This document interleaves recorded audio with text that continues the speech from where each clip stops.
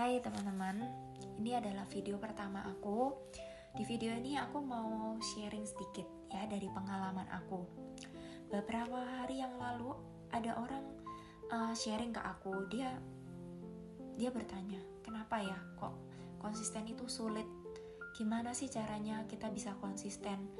Sebenarnya aku nggak punya jawaban yang pasti ya teman-teman. Aku juga sama-sama belajar.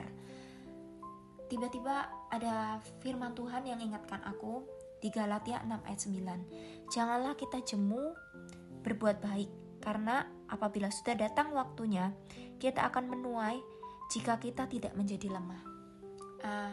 Konsisten itu, kalau menurut aku konsisten itu membutuhkan suatu komitmen.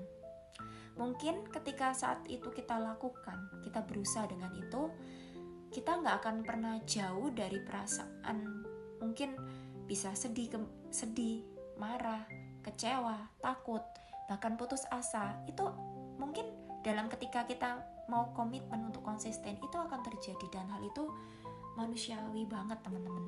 Tapi jangan sampai ketika hal itu terjadi, kita tuh jadi lupa ke Tuhan. Kita jadi nggak mendekat lagi kepada Tuhan.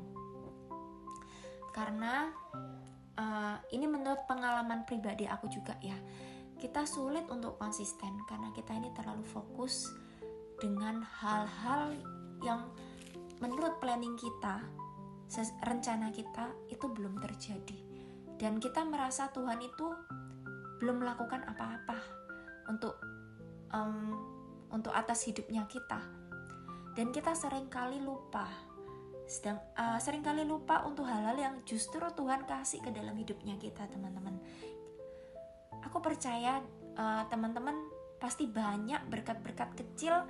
Kalau kita mau renungkan, aku yakin berkat-berkat kecil yang Tuhan kasih itu banyak banget atas hidup kita. Dan kalau kita sadari, sebenarnya berkat kecil yang Tuhan kasih ke hidup kita itu adalah sebuah penyertaan Tuhan atas hidup kita. Dan itu juga sebuah kasih karunia Tuhan atas hidup kita. Dan aku percaya juga kalau kita mulai memperhitungkan hal-hal kecil itu, iman kita ini akan perlahan-lahan akan diubahkan Tuhan. Bahkan cara pola pikir kita itu akan berubah. Kalau kita mungkin sebelumnya kita mikir rencana kita belum tergenapi, oke. Itu pikiran yang manusiawi juga. Tapi aku juga percaya kalau iman kita perlahan-lahan dipulihkan sama Tuhan, hal-hal yang kita justru pikiran kita itu akan berubah. Pikiran kita itu akan mulai belajar bahwa ketika rencananya kita atau aku belum tergenapi, bukan karena Tuhan gak peduli sama hidup kita, tapi teman-teman, Tuhan itu mau proses hidupnya kita dulu. Tuhan mau benerin, Tuhan mau beresin hidupnya kita supaya hidup kita ini good untuk Tuhan, hidup kita ini berkenan untuk Tuhan.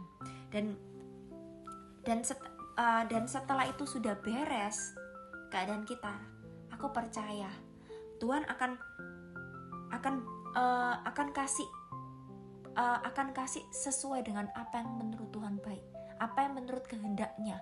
Jadi bukan menurut kehendaknya kita, tapi kehendaknya Tuhan atas hidup kita. Percaya teman-teman, Tuhan itu selalu setia, Tuhan itu selalu mengasihi kita, sekalipun kita seringkali melupakan Tuhan dengan hal-hal yang ada di sekitar kita, teman-teman. Tapi percaya bahwa Tuhan itu gak pernah menyerah atas hidup kita. Semoga sharing aku bisa memberkati teman-teman. Semoga sharing aku juga menguatkan kalian, teman-teman. God bless you.